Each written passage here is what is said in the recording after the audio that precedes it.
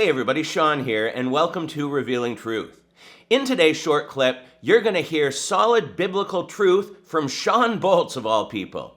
He's a proven false prophet, and we have every right to question whether he's actually saved if he's lying to people in this way.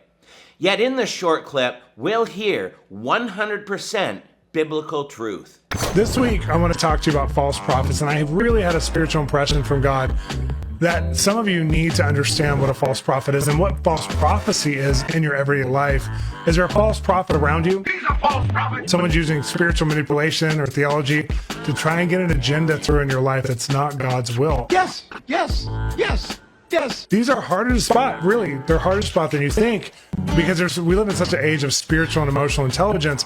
People learn systems and churches and movements, and it doesn't mean that the people who are even placed in leadership in some places are even walking with God or walking at least in the grace of connection to God. Maybe they know the rules, they know the Bible, they know the songs, but they haven't really given their life in a real committed way to Jesus.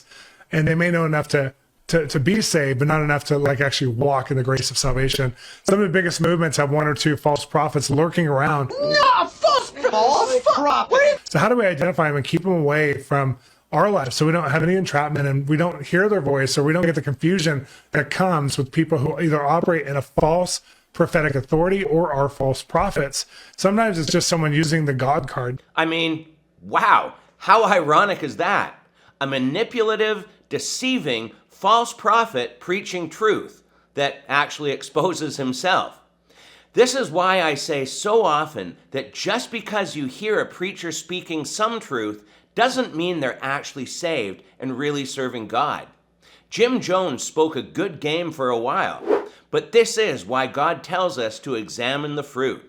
And Jim Jones' fruit was rotten, just like Shawn Bolz' fruit is, and most of the leaders in the New Apostolic Reformation. This is exactly what a wolf in sheep's clothing looks and sounds like. My friends, read your Bibles and get to know God's truth inside and out, so that when false teachers arise, you can spot them easily.